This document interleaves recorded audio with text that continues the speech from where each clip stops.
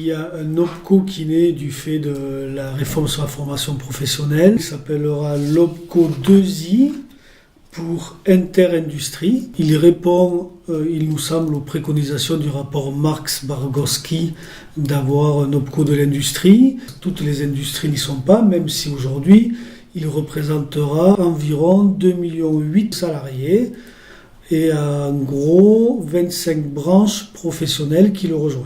La CFDT était en négociation avec 2 branches fédérales, la FCE et la FGMM, pourrait être intégrée dans cet OPCO une partie de la Fédération des constructions bois, mais qui pour l'instant a fait le choix de favoriser l'OPCO construction, et une partie de la Fédération des services si le textile, les industries du textile rejoignent cet OPCO industriel, ce qui aurait du sens.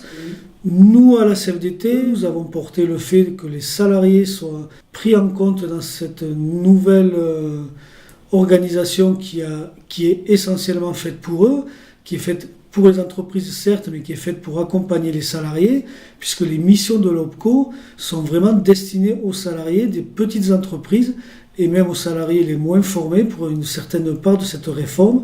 Donc il sera important qu'ils puissent bénéficier de ces nouveaux systèmes et donc nous avons contribué à les améliorer. La difficulté, c'est qu'on était sur plusieurs OPCA d'origine avec des façons de fonctionner différentes et donc il fallait trouver un fonctionnement commun à tous, le plus commun à tous.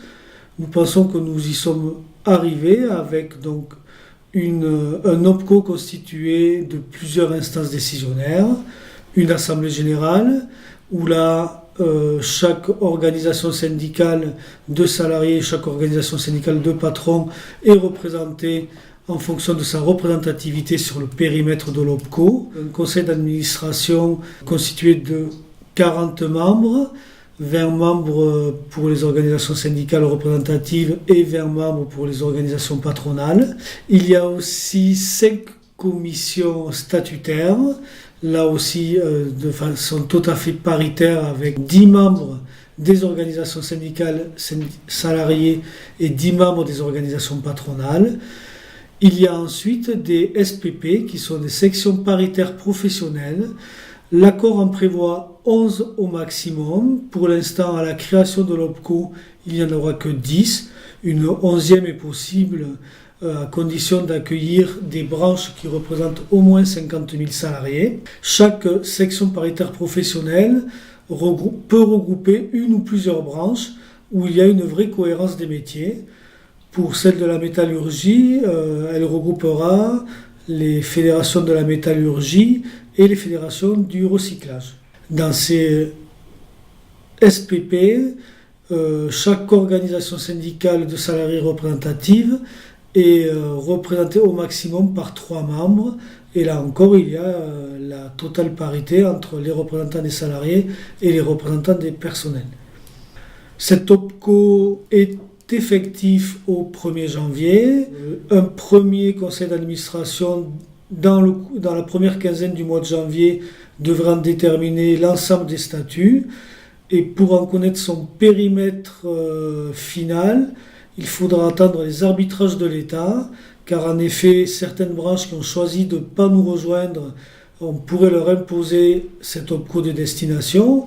D'autres qui ont choisi d'être là pourraient, sur décision de l'État, qui considérerait qu'il n'y a pas de cohérence, être mis dans un autre OPCO. Il nous semble que, vu les partenaires autour de la table, cette option n'a que peu de chances d'arriver. Par contre, il est fort probable qu'un certain nombre de branches professionnelles qui n'ont pas encore décidé quel était leur OPCO de réception puissent nous rejoindre d'ici le début février.